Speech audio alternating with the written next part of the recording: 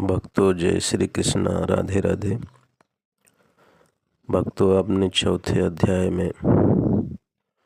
चौथे अध्याय का महत्व सुना 7वें भाग में। अब शुरू होता है अध्याय 4 का। अध्याय 4 में भगवान श्री कृष्ण अर्जुन को क्या बताते हैं, ध्यान से सुनिए। तीसरे अध्याय के श्लोक 4 से लेकर 29 तक में भगवान ने कई प्रकार के कर्मों के आचरण की आवश्यकता बताई। फिर 30वें श्लोक में भक्ति प्रधान कर्म योग की विधि से ममता, आसक्ति और कामनाओं का सर्वथा त्याग करके प्रभु प्रीत्यर्थ कर्म करने की आज्ञा दी। उसके बाद 31वें श्लोक से 35वें श्लोक तक उस सिद्धांत के अनुसार कर्म करने वालों की प्रशंसा और नहीं करने वालों की निंदा की है तथा राग और द्वेष के वश में होकर स्वधर्म पालन के लिए जोर दिया गया है। फिर 36वें श्लोक में अर्जुन के पूछने से 37वें श्लोक से अध्याय पूरा होने तक काम को सर्व अनर्थों का कारण बताया गया है और बुद्धि के द्वारा इंद्रियों और मन को वश में करके उसका नाश करने की आज्ञा दी गई है। लेकिन कर्म का महत्व बड़ा गहन है, इसलिए भगवान फिर से उसके विषय में कई बातें अब बताते हैं। उसका आरंभ करते हुए पहले 3 श्लोकों में उस कर्मयोग की परंपरा बताकर उसकी अनादिता सिद्ध करके प्रशंसा करते हैं। तो चौथा अध्याय इस प्रकार। श्री कृष्ण भगवान बोले, हे अर्जुन, मैंने इस अविनाशी योग को सूर्य से कहा था। सूर्य ने अपने पुत्र वैवस्वत मनु से कहा और मनु ने अपने पुत्र राजा इक्ष्वाकु से कहा। राजा, हे परंतप अर्जुन, इस प्रकार परंपरा से प्राप्त इस योग को राजर्षियों ने जाना, किंतु उसके बाद वह योग बहुत काल से इस पृथ्वी लोक में लुप्त प्राय हो गया।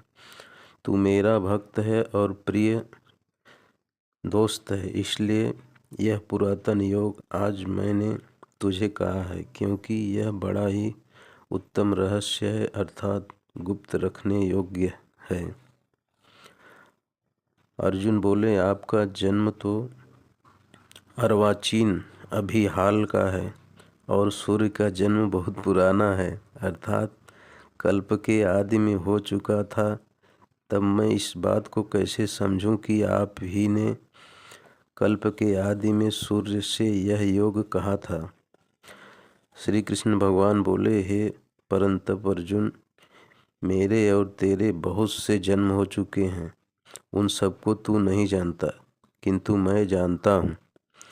मैं अजन्मा और अविनाशी स्वरूप होते हुए भी तथा समस्त प्राणियों का ईश्वर होते हुए भी अपनी प्रकृति को अधीन करके अपनी योग्य माया से प्रकट होता हूँ। हे अर्जुन, जब जब धर्म की हानि और अधर्म की वृद्धि होती है, तब तब ही मैं अपने रूप को रचता हूँ, अर्थात साकार रूप से लोगों के सम्मुख प्रकट होता हूँ। साधु पुरुषों का उद्धार करने के लिए, पाप कर्म करने वालों का विनाश करने के लिए और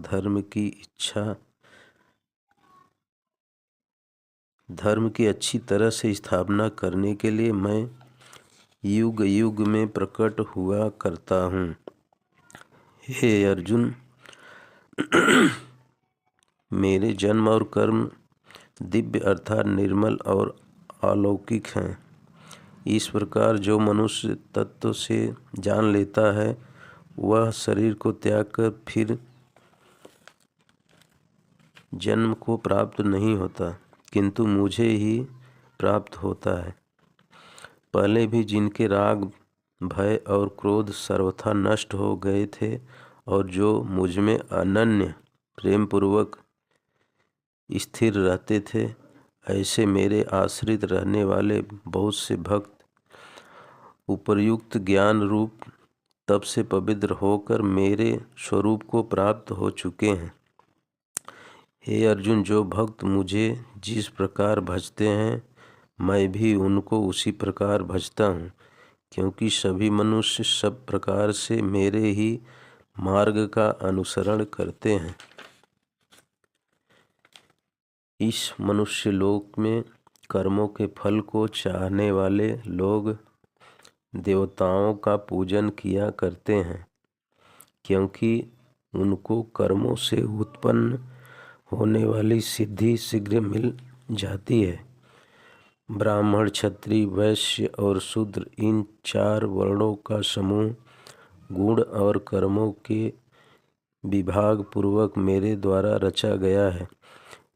इस प्रकार उस सृष्टि रचनादि कर्म का कर्ता होने पर भी मुझ अविनाशी परमेश्वर को तुम वास्तव में कर्ता ही जान। कर्मों के फल में मेरी स्पृहा नहीं है, इसलिए मुझे कर्म लिप्त नहीं करते।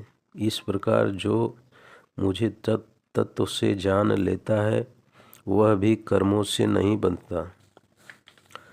पूर्व काल में मुमुक्षुओं ने भी इस प्रकार जानकर ही कर्म किए हैं, इसलिए तू भी पूर्वजों द्वारा सदा से किए जाने वाले कर्मों को ही कर।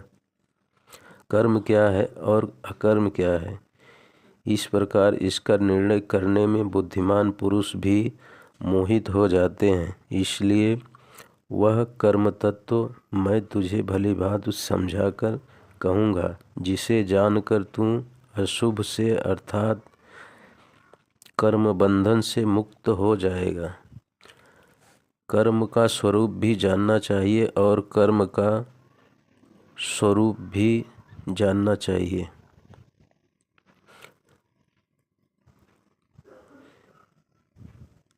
अकर्म का स्वरूप भी जानना चाहिए तथा विकर्म का स्वरूप भी जानना चाहिए, क्योंकि कर्म की गति गहन है। जो मनुष्य कर्म में अकर्म देखता है और जो अकर्म में कर्म देखता है वह मनुष्यों में बुद्धिमान और वह योगी समस्त कर्मों को करने वाला है। जिसके संपूर्ण शास्त्र सम्मत कर्म बिना कामना और संकल्प के होते हैं तथा जिसके समस्त कर्म ज्ञान रूप अग्नि के द्वारा भस्म हो गए हैं, उस महापुरुष को ज्ञानी जन भी पंडित कहते हैं। जो पुरुष समस्त कर्मों में और उनके फल में आसक्ति का सर्वथा त्याग करके संसार के आश्रय से रहित हो गया है और परमात्मा में नित्य तृप्त है, वह कर्मों में भली भांति बरतता हुआ भी वास्तव में कुछ भी नहीं करता। जिसका अंतःकरण और इंद्रियों के सहित शरीर जीता हुआ है और जिसने समस्त भोगों की सामग्री का परित्याग कर दिया है, ऐसा आशा रहित पुरुष केवल शरीर संबंधी कर्म करता हुआ भी पापों को प्राप्त नहीं होता। जो बिना इच्छा के अपने आप प्राप्त हुए पदार्थ में सदा संतुष्ट रहता है, जिसमें ईर्ष्या का सर्वथा अभाव हो गया है, जो हर्ष शोक आदि द्वंद्वों से सर्वथा अतीत हो गया है, ऐसा सिद्धि और असिद्धि में सम रहने वाला कर्मयोगी कर्म करता हुआ भी उनसे नहीं बंधता। जिसकी आसक्ति सर्वथा नष्ट हो गई है, जो देहाभिमान और ममता रहित हो गया है, जिसका चित्त निरंतर परमात्मा के ज्ञान में स्थिर रहता है, ऐसा केवल यज्ञ संपादन के लिए कर्म करने वाले मनुष्य के संपूर्ण कर्म भली भांति विलीन हो जाते हैं। जिस यज्ञ में अर्पण अर्थात श्रुआ आदि भी ब्रह्म है और हवन किए जाने योग्य द्रव्य भी ब्रह्म है तथा ब्रह्म रूप कर्ता के द्वारा ब्रह्म रूप अग्नि में आहुति देना रूप क्रिया भी ब्रह्म है, उस ब्रह्म कर्म में स्थित रहने वाले योगी द्वारा प्राप्त किए जाने वाले योग्य फल भी ब्रह्म ही है। दूसरे योगी जन देवताओं के पूजन रूप यज्ञ का ही भली भांति अनुष्ठान किया करते हैं और अन्य योगी जन पर ब्रह्म परमात्मा रूप अग्नि में अभेद दर्शन रूप यज्ञ के द्वारा ही आत्मा रूप यज्ञ का हवन किया करते हैं। अन्य योगी जन श्रोत्र आदि समस्त इंद्रियों को संयम रूप अग्नियों में हवन किया करते हैं और दूसरे योगी लोग शब्दादि समस्त विषयों को इंद्रिय रूप अग्नियों में हवन किया करते हैं। दूसरे योगी जन इंद्रियों की संपूर्ण क्रियाओं को और प्राणों की समस्त क्रियाओं को ज्ञान से प्रकाशित आत्म संयम योग रूप अग्नि में हवन किया करते हैं। कई पुरुष द्रव्य संबंधी यज्ञ करने वाले हैं, कितने ही तपस्या रूप यज्ञ करने वाले हैं तथा दूसरे कितने ही योग रूप यज्ञ करने वाले हैं, किंतु अहिंसादि तीक्ष्ण व्रतों से युक्त यत्नशील पुरुष स्वाध्याय रूप ज्ञान यज्ञ करने वाले हैं। दूसरे कितने ही योगी जन अपान वायु में प्राण वायु को हवन करते हैं, जैसे ही अन्य योगी जन प्राण वायु में अपान वायु को हवन करते हैं तथा अन्य कितने ही नियमित आहार करने वाले प्राणायाम परायण पुरुष प्राण और अपान की गति को रोककर प्राणों को प्राणों में ही हवन किया करते हैं। ये सभी साधक यज्ञों द्वारा पापों का नाश कर देने वाले और यज्ञों को जानने वाले हैं।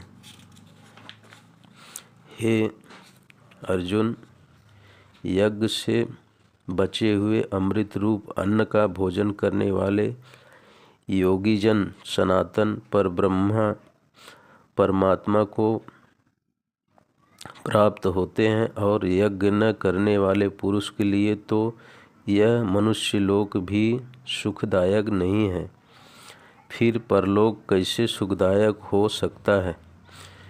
इसी प्रकार और भी बहुत तरह के यज्ञ वेद की वाणी में विस्तार से कहे गए हैं। उन सब को तू मन इंद्रिय और शरीर की क्रिया द्वारा संपन्न होने वाले जान। इस प्रकार तत्व से जानकर उनके अनुष्ठान द्वारा तू कर्म बंधन से सर्वथा मुक्त हो जाएगा। हे परंतप अर्जुन, द्रव्यमय यज्ञ की अपेक्षा ज्ञान यज्ञ अत्यंत श्रेष्ठ है तथा यावन मात्र संपूर्ण कर्म ज्ञान में समाप्त हो जाते हैं, उस ज्ञान को तू तत्वदर्शी ज्ञानियों के पास जाकर समझ। उनको भली भांति दंडवत प्रणाम करने से, उनकी सेवा करने से और कपट छोड़कर सरलतापूर्वक प्रश्न करने से वे परमात्मा तत्व को भली भांति जानने वाले ज्ञानी महात्मा तुझे उस तत्वज्ञान का उपदेश करेंगे, जिसको जानकर फिर तू इस प्रकार मोह को नहीं प्राप्त होगा। तथा हे अर्जुन, जिस ज्ञान के द्वारा तू संपूर्ण भूतों को निःशेष भाव से पहले अपने और पीछे मुझ सच्चिदानंद घन परमात्मा में देखेगा। यदि तू अन्य सब पापियों से भी अधिक पाप करने वाला है तो तू ज्ञान रूप नौका द्वारा निस्संदेह संपूर्ण पाप समुद्र से भली भांति तर जाएगा। क्योंकि हे अर्जुन, जैसे प्रज्वलित अग्नि ईंधनों को भस्ममय कर देती है, वैसे ही ज्ञान रूप अग्नि संपूर्ण कर्मों को भस्ममय कर देती है। इस संसार में ज्ञान के समान पवित्र करने वाला निसंदेह कुछ भी नहीं है। उस ज्ञान को कितने ही काल से कर्मयोग के द्वारा शुद्धांतकरण हुआ मनुष्य अपने आप ही आत्मा में पा लेता है। जितेंद्रिय साधन परायण और श्रद्धावान मनुष्य ज्ञान को प्राप्त होता है तथा ज्ञान को प्राप्त होकर वह बिना विलंब के तत्काल ही भगवत प्राप्ति रूप परम शांति को प्राप्त हो जाता है। विवेकहीन और श्रद्धा रहित संशय युक्त मनुष्य परमार्थ से अवश्य भ्रष्ट हो जाता है। ऐसे संशय युक्त मनुष्य के लिए न यह लोक है न परलोक है और न सुख ही है। हे अर्जुन, जिसने कर्मयोग की विधि से समस्त कर्मों को परमात्मा में अर्पण कर दिया है और जिसने विवेक द्वारा समस्त संशयों का नाश कर दिया है, ऐसे वश में किए हुए अंतःकरण वाले पुरुष को कर्म नहीं बांधते। इसलिए हे भरतवंशी अर्जुन, तू हृदय में स्थित इस अज्ञान जनित अपने संशय का विवेक ज्ञान रूप तलवार द्वारा छेदन करके समत्व रूप कर्मयोग में स्थित हो जा और युद्ध के लिए खड़ा हो जा। इस प्रकार ओम तस्दिति श्रीमद्भगवद्गीतासूपनिषत्सु ब्रह्म विद्याया योग शास्त्रे श्रीकृष्ण अर्जुन संवादे ज्ञान कर्म संन्यास योगो नाम चतुर्थोऽध्याय। इस प्रकार उपनिषद ब्रह्म विद्या तथा योग शास्त्र रूप श्रीमद् भागवत गीता के श्री कृष्ण अर्जुन संवाद में ज्ञान कर्म संन्यास योग नामक चतुर्थ अध्याय संपूर्ण हुआ। धन्यवाद।